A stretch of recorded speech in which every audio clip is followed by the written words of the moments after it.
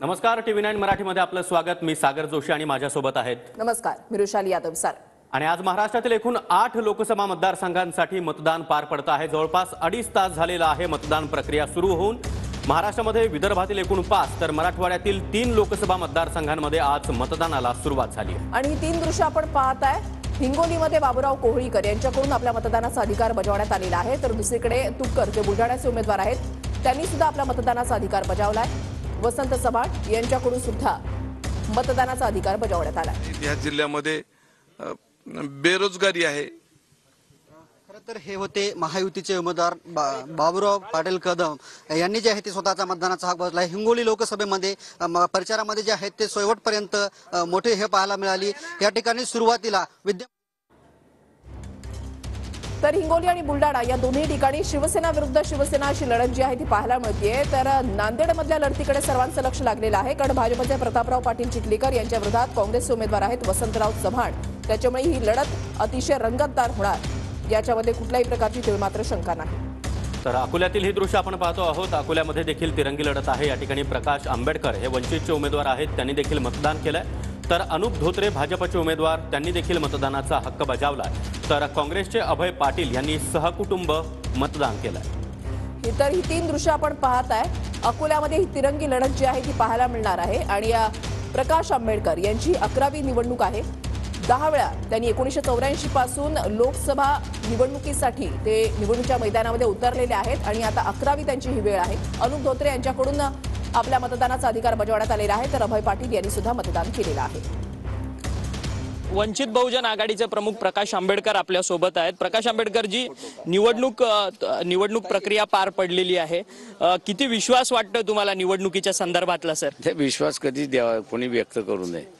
मतदार काय करेल हे कोणालाच माहिती नसतं। परंतु एकंदरीतच तुम्ही 48 लोकसभा मतदारसंघांमध्ये सर्वीकडे तुम्ही स्वतःचे उमेदवार जे आहेत ते उभे केलेले आहेत वंचितने। किती प्रभाव वाटतोय संपूर्ण महाराष्ट्र राज्यामध्ये सेकंड फेज मध्ये सर? ते प्रभाव आहेच आमचा। ही आम्ही जे बघतो ते इवन अकोला आणि याच्यामध्ये सुद्धा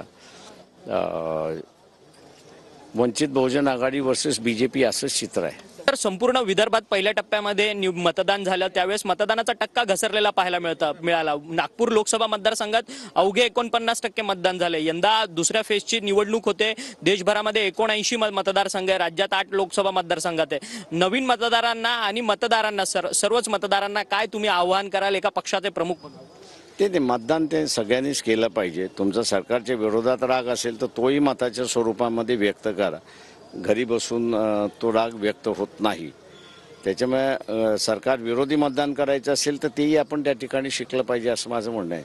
व्हिडिओ जर्नलिस्ट हरीश नेगीसह अक्षय मंकणी, TV9 मराठी, अकोला।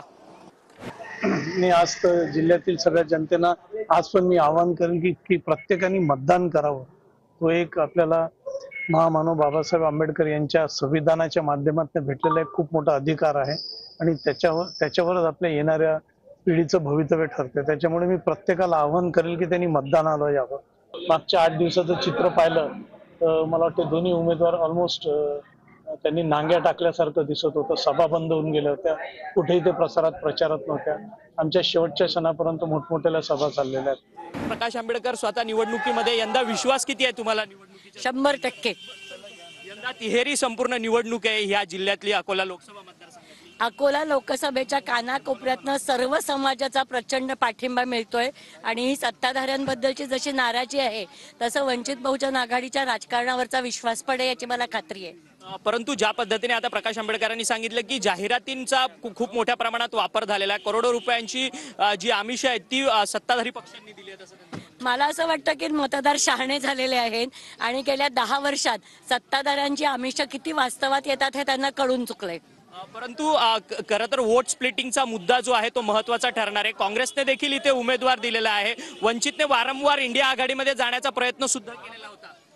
आम्हाला BJPला हरवण्यासाठी इंडिया अलायन्समध्ये जायचं होतं, पण ती तडजोड आणि ती महाविकास आघाडी सन्मानपूर्वक आणि एकमेकांचा आदर राखत व्हायला हवी होती असं आमचं मत आहे। म्हणजे अर्थात महाविकास आघाडीमधलेच जे पक्ष आहेत ते आता कुठेतरी सेटल झालेले आहेत का सत्ताधाऱ्यांबरोबर? मला वाटतं ज्या पद्धतीने त्यातली लोक BJPमध्ये जात आहेत त्यातनं ते उघड आहे।